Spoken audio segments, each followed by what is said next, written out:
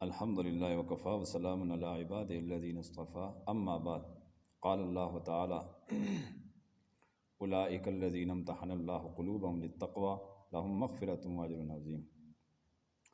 جیسا کہ آپ حضرات کے علم میں کہ حج عمرہ کے متعلق مسائل چل رہے تھے، تو بس یہ موضوع تقریباً کلوز ہی ہو گیا ہے۔ موٹے موٹے مسائل میں نے آپ کے سامنے فضائل احادیث کی صورت میں، فقہ کی مسئلے کی صورت میں آپ کے سامنے رکھ دیے۔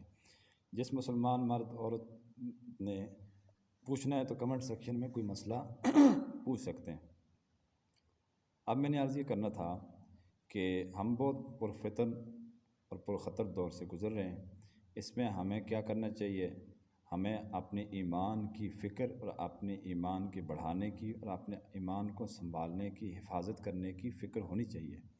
اس وقت تمام میڈیا کے چینلز کے اوپر میڈیا کے ذریعے سے صحابہ رضی اللہ عنہ اجمعین کی بہت زیادہ توہین اور گستاخی کی جا رہی ہے۔ صحابہ رضی اللہ عنہ اجمعین وہ اشخاص ہیں، وہ افراد ہیں، وہ عظیم ہستیاں ہیں جن کے صدقے، جن کی جنگوں کے صدقے، جن کی قربانیوں کے صدقے، جن کی مال و دولت اور تجارت کی قربانیوں کے صدقے ہم تک دین اسلام آج تک پہنچا ہے اور قیامت کی صبح تک ہر مسلمان تک پہنچے گا۔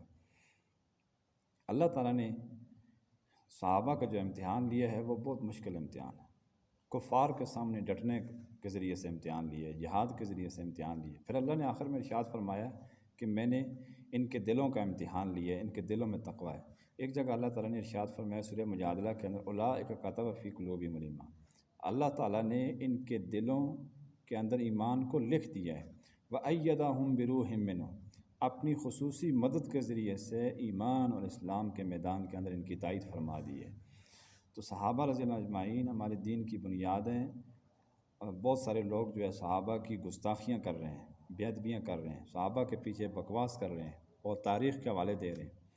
بھائی تاریخ کو دیکھنے کی ضرورت نہیں ہے، قرآن مجید قطعی چیز ہے جو صحابہ رضی اللہ اجمعین کی توصیف اور تعریف کر رہا ہے۔ جگہ جگہ پر تقریباً کوئی صورت، کوئی آیت خالی نہیں جہاں صحابہ کے ایمان کا تذکرہ نہ ملتے، جہاں صحابہ کی تعریف نہ ملتی ہو۔ اس لیے میری گزارش ہے کہ ان فتنوں کا حصہ نہ بنیں۔ ہمارے پاس ویسے بھی نیک اعمال کی کمی ہے، شارٹیج ہے، تو لہٰذا یہ اپنے ایمان کو، اعمال کو بالکل برباد کرنے والی بات ہے، بالکل ضائع کرنے والی بات ہے۔ ان کے پیچھے باتیں کر کے، ان کے حوالے دے کے اور ان کے عیب نکال کے، عیب جوئی کر کے۔